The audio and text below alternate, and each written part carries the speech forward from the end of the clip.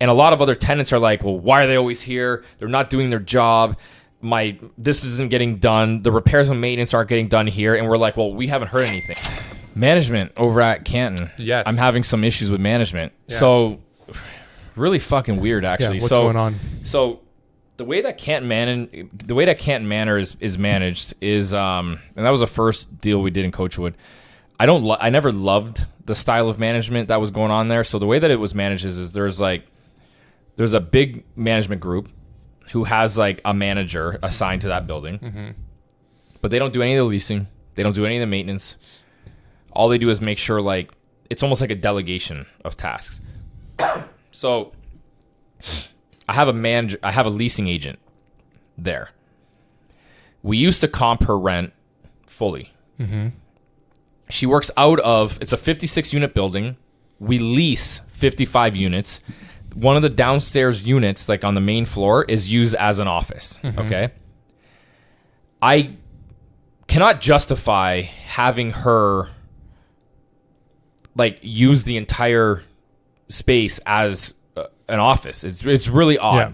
I'm not saying that we don't need people. Does she also like live in one of the other ones too? She lives on the second floor in like a manager's office or a manager's unit, which is like a lot bigger. Apparently, it's like a concession for getting managers to, instead of accepting more compensation, like you give them a larger unit typically in like buildings like this. There's like some sort of like, maybe the amenities in the unit are more. The unit has more square footage, or maybe the unit has, who the fuck knows, like two bathrooms, so out of multiple bedrooms, or whatever. So out of 56 units, there's one that's an office, and there's another one she lives in. So there's 55 units. Yeah, 55 units have tenants.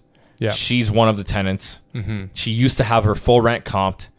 I chopped it in half because I was like, I know you're not doing full time work, so we cut your hours to 20. Okay. Yeah. Which if we were cutting your hours to 20, we're going to cut your rent in half. Yeah. She's also got an apartment on the main floor. Apparently it's smaller than the typical one bedroom in the building, but nonetheless we could turn it into a studio or whatever, use it for something else. But she's seeing us kind of come through the building a lot, and we're not really like telling her. And a lot of other tenants are like, well, why are they always here? They're not doing their job. This isn't getting done. The repairs and maintenance aren't getting done here. And we're like, well, we haven't heard anything. Like, why aren't you communicating this to like who is beep that name, by the way? Why aren't we being told what's going on in this building? Or why aren't you, putting in like a maintenance request or whatever? And comes a turn, we're finding out by some people that she's not really getting our back there, even though she's technically, our employee. She's also a tenant. I get it. She's wearing two hats, right? But, one of the things that came up was there's a community area, like a common area there where they like get together. They barely use it anymore since COVID. They were using it quite a bit. It's a senior property. They were using it quite a bit before COVID. They're not using it anymore. And there's like a full kitchen where like you can have like an industrial kitchen in there. I could fit 4 studio units or 3 one bedrooms. So I already got the plans. Everything's ready to go. Like we're going to get like more unit density in there. They're like, well, where are we going to eat? There's 2 fucking people. Like the maintenance guy has like an office, like a maintenance area that has a desk and, electricity. We could put a microwave or whatever. Right. And the other woman lives in the building. Makes no sense.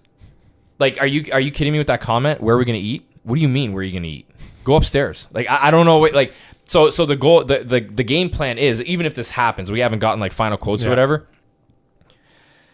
Take the community area or the area that's the square footage that's not being utilized. Put new units in there. And so that area is barely used. Like 4 times a month. Oh wow. Yeah. So it doesn't make sense to keep it. Yeah. Build like 3 new units or 4 studios or whatever. I'm not exactly sure which route we're gonna go. And then take the office right off the main foyer area, right off the main like entrance to the left. Make that like the community area. Okay, so that's kind of like what we're coming up with. Yeah. But the culture there is like really suffering. So John had a meeting. I wasn't able to go to this meeting on last Thursday. I had a doctor's appointment. I went longer because obviously the doctor was late. So he went there and he got attacked, not physically attacked, but like verbally like attacked by like tenants that think we're not doing what we need to be doing and we're like neglecting the building, but we're not hearing anything about this. And it's a really weird dynamic. Yeah. And so what I'm not used to, going back to the original statement, the reason why I'm not used to this style of management is because I don't like it. I thought I'd try it because this is how the building's been managed for a decade. Yeah. But I like a manager, a company that's a manager, property manager. They lease the property. They get the commissions to lease. Mm-hmm. They also do all the background checks. They're in charge of all the maintenance. We don't have like a maintenance guy. It's 50 something units, mid 50, whatever, call it 50 to 60 units.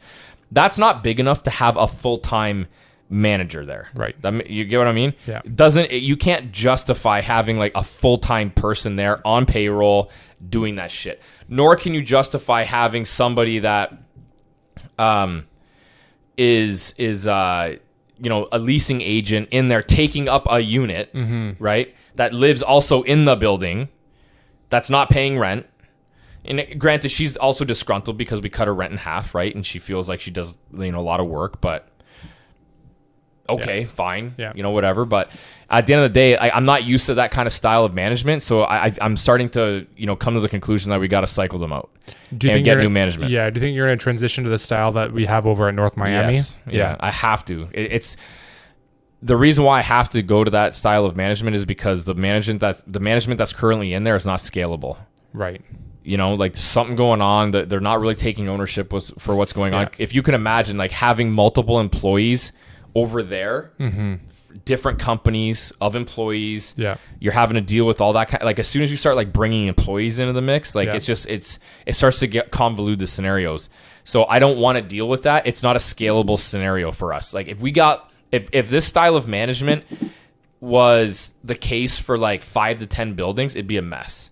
Yeah. So we have a formula. I want that formula replicated across every single building. Yeah. And it's third-party management from that hyper location of, say, Canton or North Miami Beach or whatever. Yep. They understand the market. That's it. Another issue that we're having is when I spoke to the property manager, I was completely under the assumption that the property management firm does a market... In Canton. Does a market rent assessment. Okay. Turns out the leasing agent does a market rent assessment.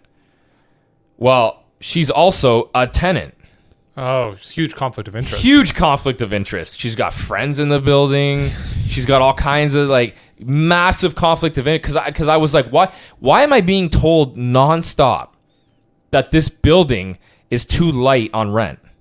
Why am I being told nonstop? And then I talked to the management and they're like, oh, no, we did a market study. I never thought to think, who the fuck's doing the study? I automatically just thought, like, this is a big management company, by the way. Like, big. One of the biggest in the area, okay? I never thought at all to think and ask, who's actually doing the study? Because I would have thought, oh, for sure, like an agent or like somebody's doing the fucking study. It's the leasing agent that's on my payroll. Yeah. And who's a tenant? Yeah, who lives in the building, who now has to pay half of her rent. It's fucking crazy. Who now, exactly. It's crazy. Yeah. So this is another issue that I'm just like fucking light bulb right there. Like, are you kidding me right now? Like, for the longest, like, this can't happen. Yeah. That's a massive conflict. So, even talking to a couple other management companies and they're like, oh, we can get like 10% over what you're getting right now. Easy. Easy. Even being a senior building. So I'm like, fuck this shit. It did always seem that it was like very light, the rent over there compared to what we see. It's okay. So they're small units. They're like 540 square feet. That's it's true. Small. They're 1 bedrooms. They're not the quality of finishes is builder grade at best. Yeah. It's a B property. Very clean. Very well built. Looks great. Nice tall building. We'll throw it up here again if nobody's ever seen it. Yeah.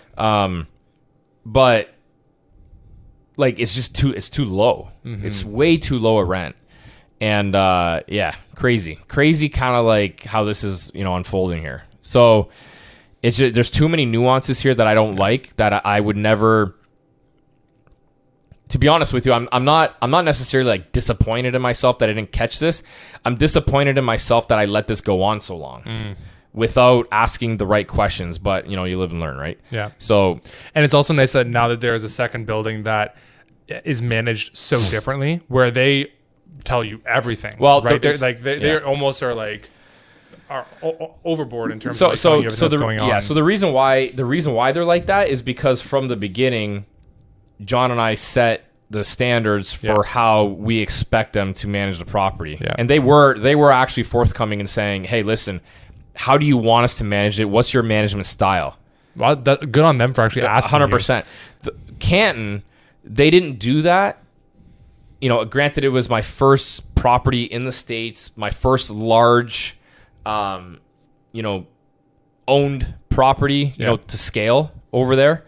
I did manage, I was on the board of that Lagoyo property, 220 units, but owning it's a little bit different. There's 220 in Lagoyo. What's that? There's 220 units in there? Yeah. Wow. Yeah, never realized how 220. big it was. Yeah, it's a big building. Yeah. Maybe even more, I think. Maybe a 220 something. I don't remember. But anyways, so I took their previous, when I bought it off of the existing ownership, I transitioned into the current management style, which was already existing. And I was like, oh, well, the building cash flow is great. Like, and the building still cash flow is great.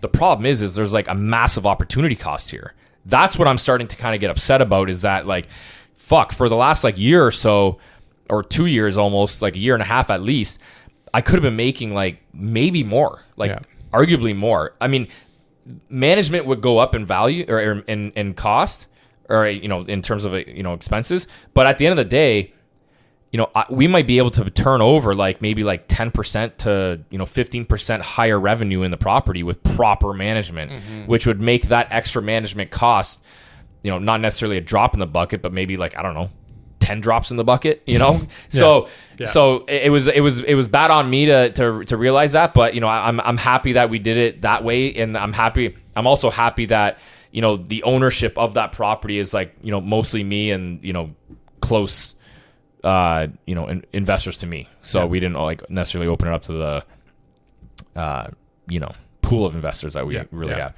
So that's what's going on there. It's a really kind of odd scenario, to be honest with you. Huge opportunity, though. Yeah, huge opportunity. Putting in like 3 more units. Those 3 units alone would increase the value of the building by about $600,000. Yeah, just based off of the net income, the increase in net operating income. Wow. Yeah, I actually like this strategy of senior communities. The reason why I like it is because almost every single senior community has a community area. Yeah. That's not being leveraged. This would be a very interesting opportunity to go into these like properties and put in more units in the unleveraged square footage. Yeah. And it's not to say that you don't have some sort of like gathering area. You just don't have a 3,000 square foot gathering area. It's way too big. Yeah, way too big. So we'll have we'll make another small one that if people want to actually gather, they can book it, and just like a regular apartment complex. Yeah, you have to book the common areas. That's it. You book them in advance. You want to have a party with your friends. That's usually how it is. Yeah. You don't have like this big fucking massive space that's like a banquet hall. You know what I mean? So, so there's that.